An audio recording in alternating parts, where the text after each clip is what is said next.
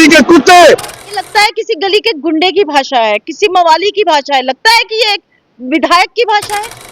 एक बार रास्ते खोल लो, इनको इनके औकात दिखाएंगे, इनके घर में घुस के इन चाकरों को मारेंगे। मैं छोड़ दो और तुम्हें मैं मार दोगे, है हिम्मत तो आओ फिर। मैं तुम्हें एक महिला होके कहती हूँ, दिखाओ कैसे मार सकते हो। तुम यही कर सकते हो, तुम नथुराम गोडसे की जमात हो। सारे सोनिया गांधी के कुत्ते हैं जो उसकी धुन पे भोंकते हैं। इतना बड़ा गुंडा है तुम, क्या चीज क्या हो तुम, क्या समझते हो अपने आप को? रेगुलर ऑफेंडर है, कभी ऑफिसर्स को कहता है कि गोली मार दूंगा, कभी कहता है घर में घुस के मारूंगा। बदमाश हो, गुंडे हो, क्या हो? देश की आजादी में तो योगदान दिया नहीं, तब तो पिठलगू बने हुए थे तुम लोग। अंग्रेजों के पत्र चिट्ठियां लिखते थे माफीनामे, आज हमें दिखाते हो कि तुम घर में घुस के मारोगे। ये भाषा एक विधायक की है, बहुत शर्मनाक है कि एक चुना हुआ विधायक और एक अर्बन कॉन्स्टिट्यूएंसी का विधायक इस तरह की शब्दावली का प्रयोग करता है। निंदनीय है, घोर निंदनीय है। ये लगता है किसी गली के गुंडे की भाषा है, किसी मवाली की भाषा है, लगता है कि ये एक विधायक की भाषा है। एक लीडर को लीड करना है, समाज को, बच्चों को समझाना है कि कौन सी भाषा बोलनी है, ये भाषा है। और महिला वंदन अधिनियम का ये इसमें बता रहे हैं कि हम महिलाओं को सशक्त करना चाहते हैं, और सोनिया गांधी को गालियां दे रहे हैं, और कभी ये ममता बनर्जी के वहां जाके उनको गालियां देते हैं। ये करेंगे बहनों की और बेटियों की इज्जत, और बहनें साथ थी। हमारे यहाँ से किसी ने ऐसे कहा होता, बहनों ने पटक के मारा होता। ये कौन सी शब्दावली है? इतना बड़ा गुंडा है तुम, क्या चीज क्या हो तुम, क्या समझते हो अपने आप को? रेगुलर ऑफेंडर है, कभी ऑफिसर्स को कहता है कि गोली मार दूंगा, कभी कहता है घर में घुस के मारूंगा। बदमाश हो, गुंडे हो, क्या हो? क्यों पुलिस और क्यों एडमिनिस्ट्रेशन इस चीजों पे असर नहीं करती? क्यों आज एफआईआर खुद नहीं लगाई जाती इनके ऊपर ऐसी भाषा के प्रयोग करने पे?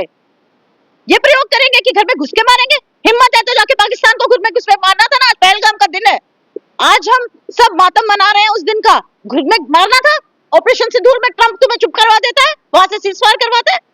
घर में घुस के मारोगे, क्या हो तुम? देश की आजादी में तो योगदान दिया नहीं, तब तो पिठलगू बने हुए थे तुम लोग। अंग्रेजों के पत्र चिट्ठियां लिखते थे माफीनामे, आज हमें दिखाते हो कि तुम घर में घुस के मारोगे।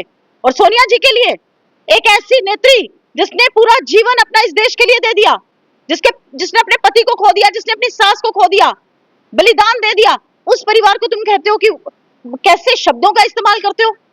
हमारे मुख से कभी आपने अपनी महिला नेत्रियों के लिए शब्द सुने हैं? और तुम महिलाओं की वकालत करते हो। हरदीप पुरी को बुलाते हो इधर प्रेस कॉन्फ्रेंस करने के लिए, वो हरदीप पुरी जिसकी एप्स्टीन फाइल्स जैसी फाइल्स में 60 बार नाम है, जिसमें बच्चियों के शोषण के इल्जाम लगे हैं, उसको आप कैबिनेट से निकालने की बजाय वो आपके यहाँ के एडवोकेसी करता है महिला अधिनियम बिल की। और आप क्या पागल बनाते हो? ये महिलाओं का बिल था जो गिरा, ये महिला रिजर्वेशन का बिल था जो गिरा, ये बिल गिरा आपकी डिलिमिटेशन का, ये बिल गिरा जो बीजेपी को संरक्षण देना चाहता था। महिलाओं का बिल तो 2023 में पारित हो गया है, प्रेसिडेंट की उस पर स्टैंप लग चुकी है। 16 अप्रैल को आप उसकी नोटिफिकेशन निकालते हैं, 3 साल बाद। आपकी मंशाएं गंदी हैं, आपकी मंशाएं नहीं है महिलाओं को सशक्त करने की। आपकी करनी और कथनी में अंतर है। मोदी जी से सवाल पूछिए ना, क्यों नहीं निकाली गई थी नोटिफिकेशन, क्यों नहीं नोटिफाई किया गया था अभी तक? और हमसे कहते हैं कि हम महिलाओं के खिलाफ है। हमने, जिसने पहली प्रधानमंत्री दी, बहुत सारी चीफ मिनिस्टर्स मुख्यमंत्री दी, जिसने आपके एक स्पीकर महिला दी, जिसने प्रेसिडेंट ऑफ इंडिया पहली महिला दी।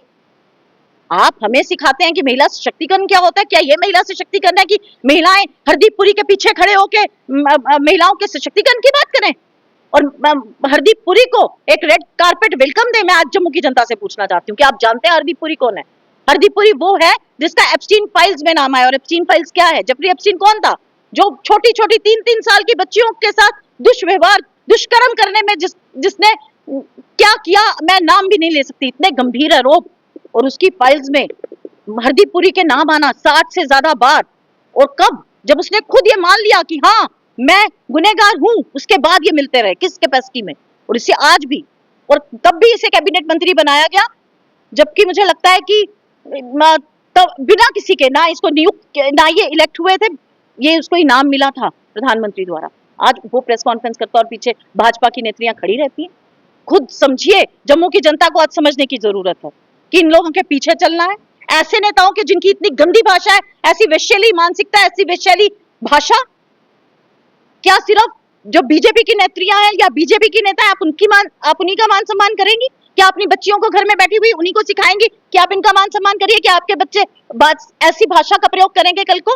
क्या समाज को संदेश देना चाहते हैं? ऐसे जो बीजेपी के गुंडे, इनको विधायक कहलाने का भी हक नहीं है। मुझे लगता है इनकी विधायक से इनका इस्तीफा मांगा जाना चाहिए और खुद इसे सस्पेंड कर देना चाहिए एज ए विधायक, ऐसी भाषा बोलने पर। लेकिन कौन करेगा? किसमें दम है? क्या आज एलजी साहब इस पे खुद नोटिस लेंगे? लिया जाएगा कि इस भाषा का प्रयोग किया गया समाज के अंदर? लेकिन नहीं, ये तभी हम कहते हैं कि इसको आज जो हमारी स्टेट को टूटी फूटी यूटी बना के रख दिया और आज इस केंद्र शासित प्रदेश को जिस तरह से दिल्ली चला रहा है, ये अपने आप में बहुत गलत है और बहुत निंदनीय है कि इस तरह की भाषा एक विधायक इस्तेमाल करता है, जो कि एक गली का गुंडा भी नहीं करता। तुम्हें छोड़ दो, तुम्हें मैं मार दोगे, है हिम्मत तो आओ फिर। मैं तुम्हें एक महिला होकर कहती हूँ, दिखाओ कैसे मार सकते हो। तुम यही कर सकते हो, तुम नथुराम गोडसे की जमात हो जिसने गांधी को मारा। तुम सत्य पे चलने वाले लोग नहीं।